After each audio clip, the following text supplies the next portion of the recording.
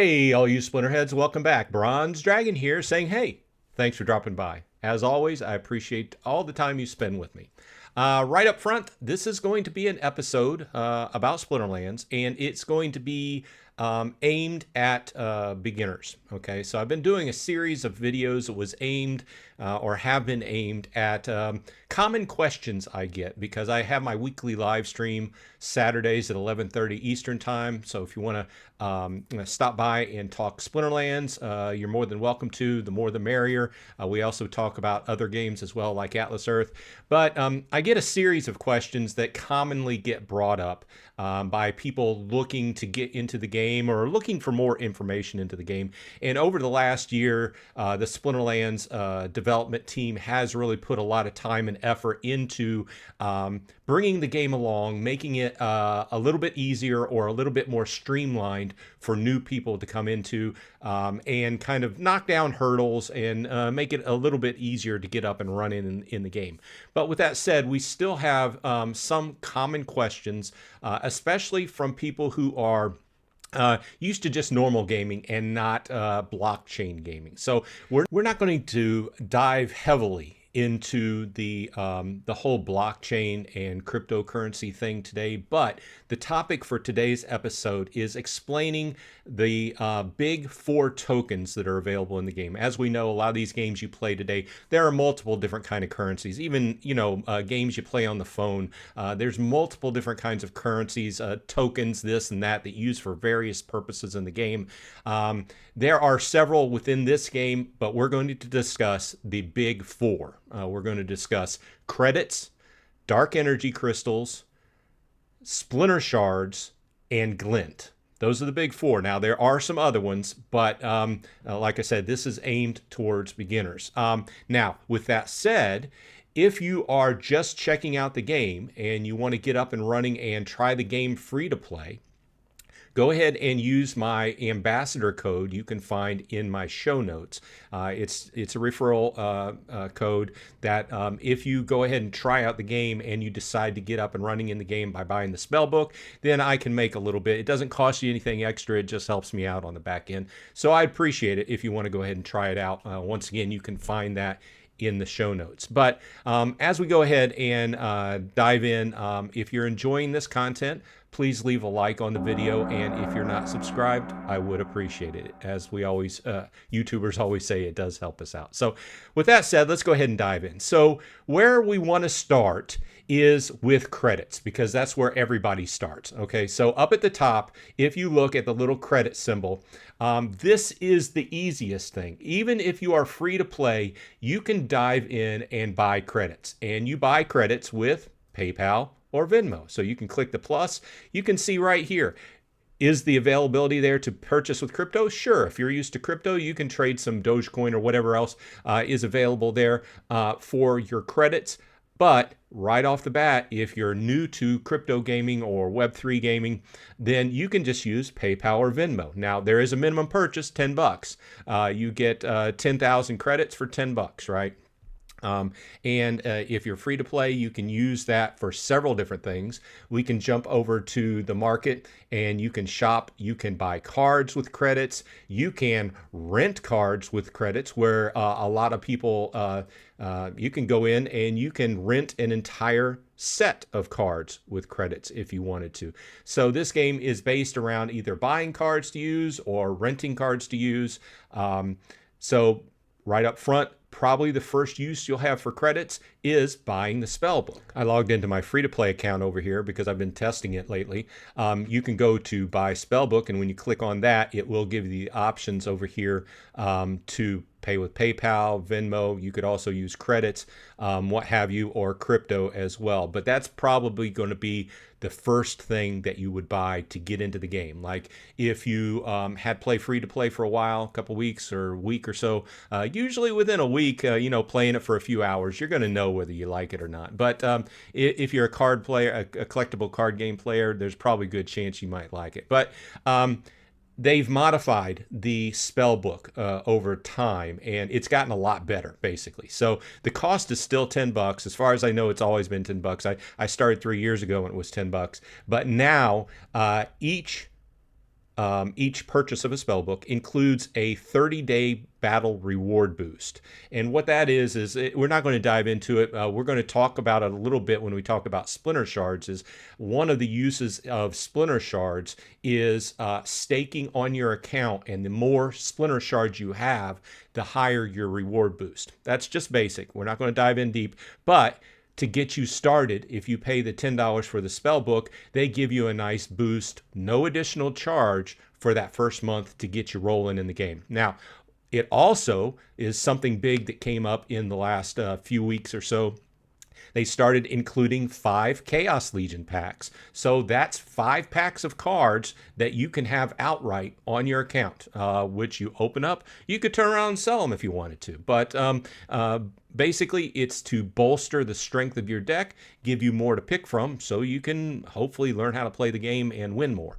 And it gives you 3,500 credits right off. So keep in mind, $10 is worth 10,000 credits. So they're giving you $3.50 worth of credits right back, as well as 5 Chaos Legion packs, which is worth about $2 to $2.50 right now, plus some SPS rental right up front. So I'm just saying it's a great value. And now next up, we're going to talk about dark energy crystals, or DEC for short.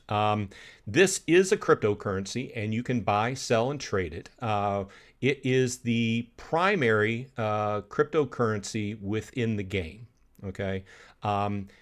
We have a terminology called at peg, and theoretically, a DEC was designed to be worth 1,000 DEC per dollar.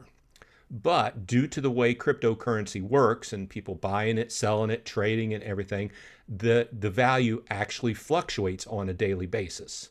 If you come over here to Splinter Cards, which is a very handy website if you're going to start playing anything really on the Hive blockchain, but specifically for Splinterlands, you can keep track of what the tokens are worth. And in this case, you can see that 1,000 DEC is now going for 70 cents. So it's significantly below $1, so it's below peg. So anything you would want to buy in game that's limited by DEC, where they say, like when the new packs come out, when they come out and they say, okay, a pack is 4,000 DEC or whatever it may be. In a lot of cases, it's cheaper to use DEC than it is to use credits, because 4,000 DEC may be worth like $3.30 or something like that. I'm not stopping to do the math, but you get the idea, versus using 4,000 credits, which is $4. So when you see a situation where they're saying, okay, something is a specific amount of DEC, usually that's cheaper than spending the same amount in credits. Okay, so this is a cryptocurrency. A lot of times, if you're coming over from standard gaming, you might not get used to it, but it's pretty easy to get in and get used to. You can buy, sell, and trade it on various it shows you the third-party marketplace, and we're not going to dive in deep on this, but there are some easy ways to go ahead and get it. But it's one of those easy ways that once you get into the game, you're going to start seeing that you can also use the DEC. You come over here on the market. Once again, if I wanted to come in and buy this Goblin Shaman, I could click this over from credits to DEC and spend either way. You can see I keep a little bit of credits. I don't keep a whole lot of credits in my account. I usually add credits as I need them, but I do keep a little bit of a bank of DEC, because DEC has so many uses in the game. And obviously I've been playing for quite a while, so I have a little bit of a backlog, but there's a purpose to that. And if you've watched my recent land videos, a lot of the purpose for my DEC is now for land, but that's a different subject. So the second currency within the game that I wanted to talk about was dark energy crystals. So the primary purpose of buy, sell, and trade that, you can buy and sell it and try to game the system. Well, not really game the system. Like buying and selling penny stocks or something like that. Some people will buy it and then it goes up a little bit and sell it off. Sometimes, like I said, what I primarily use it for is I will buy things in the game that the team makes available. It's like when the new packs come out. A lot of times it will be cheaper to buy with dark energy crystals than just outright with money. Okay, that's the second token. Now, the third token that you come into interface with is Splinter Shards, and I mentioned that briefly a couple minutes ago. Now, this is a very interesting token because as you play the game, you can earn Splinter Shards, okay? And you can turn around and stake those Splinter Shards in game.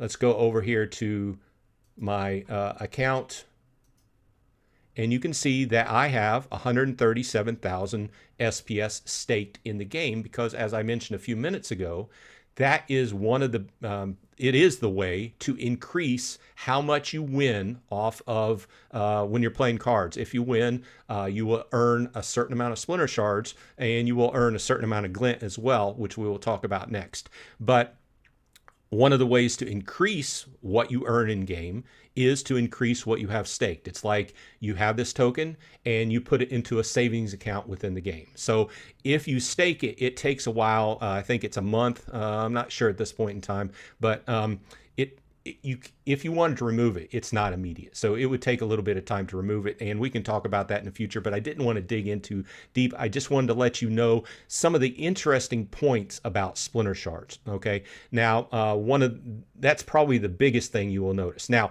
the second thing is you will notice that it earns you a return. You can see that I'm getting 10.67% off of this on a daily basis, which I can come in here and claim, and then I just go ahead and stake that. So as my claimed amount goes up, what I'm earning off of a one match goes up, and I'm also earning like a savings account on a daily basis. Now, one of the other really cool things that I think a lot of people that play on blockchain games, especially over here on Hive, would mention it. And one of the prime differences between a standard game is that these games, we're talking about Splinterlands in particular, have a way of spreading governance decisions over the mass of people who are invested in the game, so to speak. Now, what I mean by that is Splinter Shards is what's called a governance token, okay? The more tokens you have, the high, what do I want to say? The more weight your vote counts for. And what happens is, you're not used to this in standard games, but in blockchain games, we, the players, interface with the team that makes the game. And we're not going to dig in deep with this, but there's a lot of situations where there are decisions to be made about various things. And there's currently no proposals up here right now.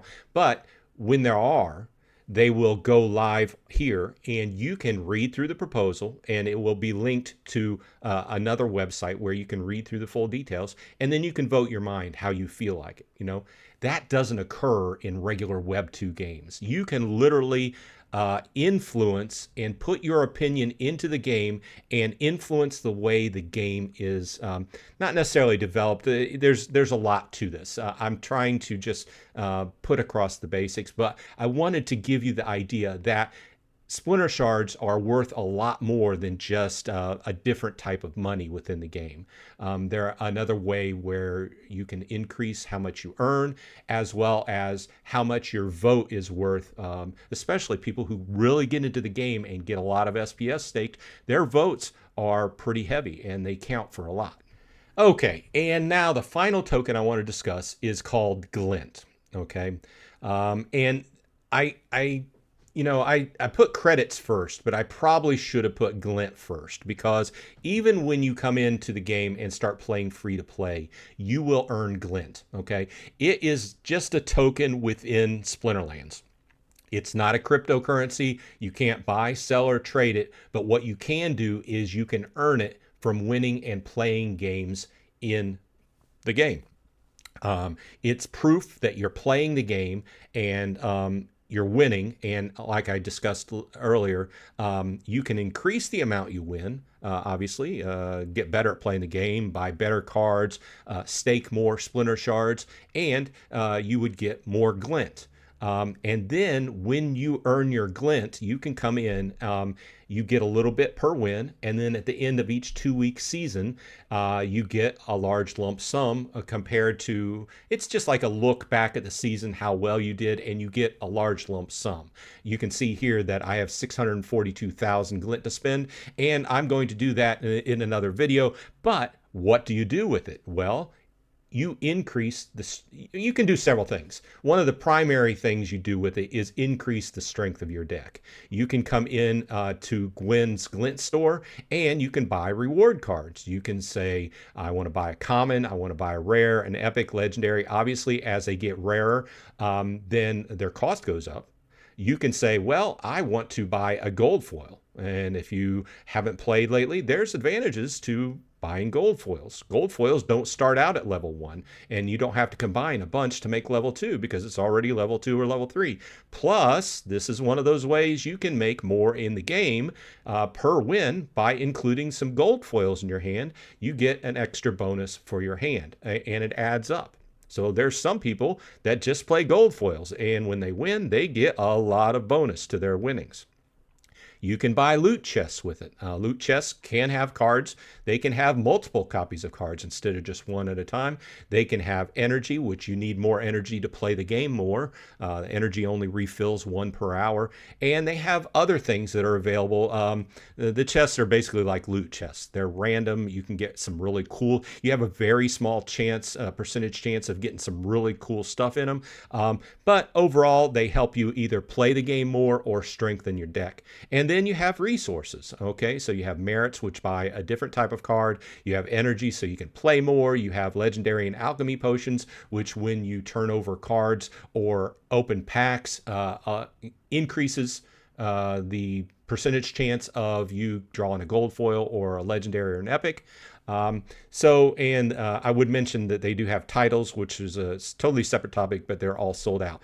But the team has said that they change these things around once in a while as time dictates, to move new prizes in or out. But overall, my point is the fourth thing I wanted to discuss, the fourth token I wanted to discuss is Glint, and that is largely earned by your time that you spend in the game and win games, win matches, that you can turn around and help strengthen up your deck to hopefully win more.